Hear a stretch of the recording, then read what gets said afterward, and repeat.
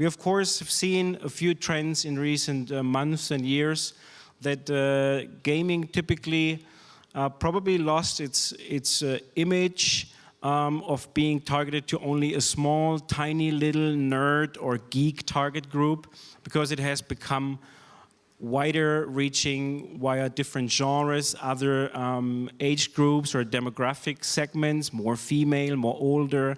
It's become more poppy, more colorful.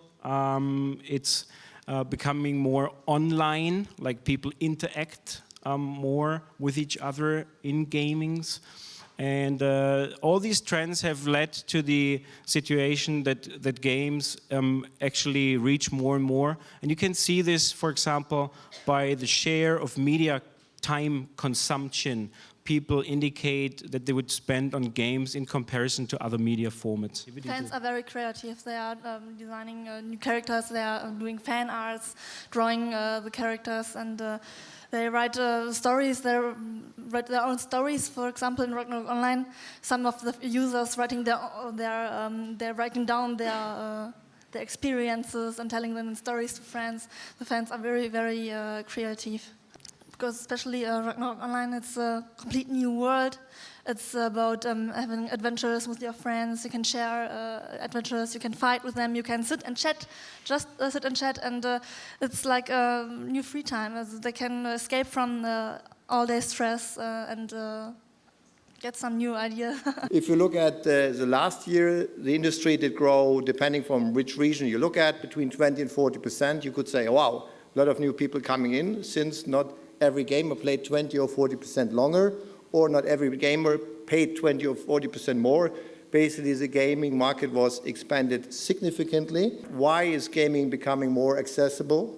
It's pretty easy. We're using different devices, like a Game Boy DS, where you use a Stilo, a Wii, where you use a motion sensor controller compared to a joypad. And the game's changing as well. We have more casual games. We have a much broader church, so to say, to whom we appeal to as an industry. We have mobiles which you can use, so that's basically where we can see that we attract more and more consumers into our market with using different, easier to access devices and making the games simpler to access. Stardoll is about the 4 Fs, fame, fashion, and friends. And this is what the site looks like. It's not designed by, Scandinavian minimalists. Our design, our design slogan is more is more, and our users just love it. And we've been pretty happy, pretty successful. I'm going to brag a little bit here. This is what it looks like. We've never used any marketing. We're now the world's largest website for girls, period. So we attract over 7 million users a month to the site, which of 2.5 US users, 4 million European users, and they're all girls because the guys simply don't get it, and that's fine with us. And I think we one of the first partnerships we launched was with Avril Lavigne last year when her first album came out, and there was a big article in Billboard on how her promotion with us probably helped her to become #1 with her album. We asked ourselves when our founders created the company, do anybody mind if we created a sensor that can sense your thoughts and convert that into digital signals so you can interface with computers, game consoles, or cell phones, or any device.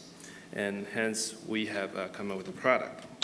We all have neurons that fire in our brain when we think, when we talk, even when we sleep. Many people ask me, so what do? I just put on the headset, I think left, think right, and I can control that. The answer is yes, we have that capability. However, in order to make the translation and the technology work for everybody everywhere, we start with a baby step. We start by selling into the market, deploying into the market, which you probably heard. Some of you have heard the announcement from Sega that we're working with for their game and toys coming out. We just start to release a simple focus and relaxation feeling.